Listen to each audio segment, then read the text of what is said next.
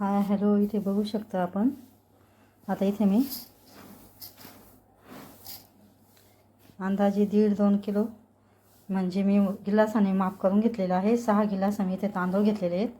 असे स्वच्छ धुवून फॅन खाली वाळवून मी आता त्याची भाजणी तयार करणार आहे. इथे बघू शकता अर्धा किलो 6 गिलास मी तांदूळ घेतले, त्याच गिलासाने मी मोजून 3 ग्लास हरभऱ्याची डाळ घेतलेली आहे आणि 1 वाटी उडदाची डाळ आणि 1 वाटी मी आता मुगाची डाळ घेणार आहे. हे साहित्य आता तर चला आपण आता हे साहित्य भाजून घेऊया. ही चकल्यासाठी आपण सामग्री तयार करत आहोत. इथे बघू शकता. तर आता आपण याला छान पद्धतीने भाजून घेऊ. तर चला आपण आता चकल्याची भाजणी करून घेणार आहोत. इथे मी हरभऱ्याची डाळ भाजून घेते. जास्त भाजायची नाही आहे, थोडी गरम करून घ्यायची आहे.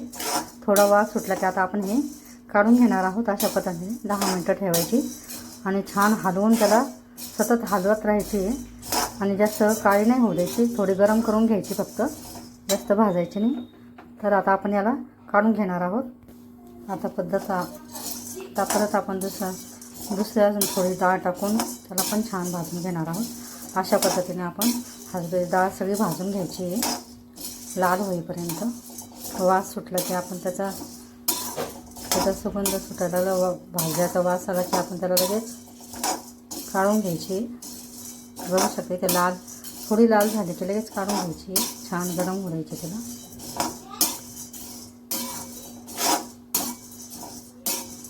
अशा भाजून चकल्या केल्यानं छान होतात, खायला पण चविष्ट लागतात आणि त्याच्यातला ओलावा पण निघून जातो सगळं डाळीमधला.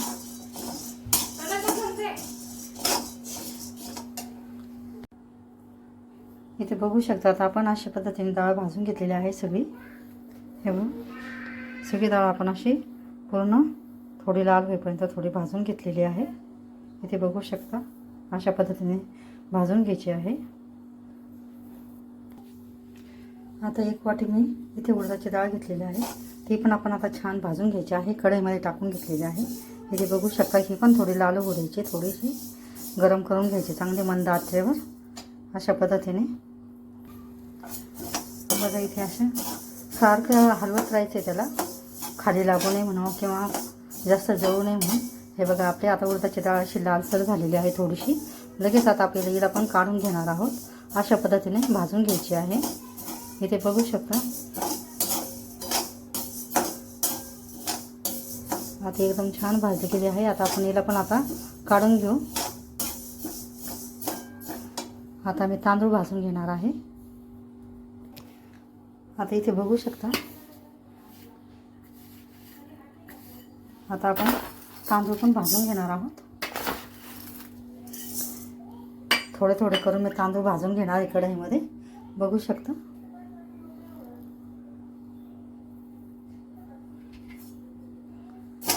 ह्याला पण थोडं मध्यम आचेवर भाजून घ्यायचं आहे छान.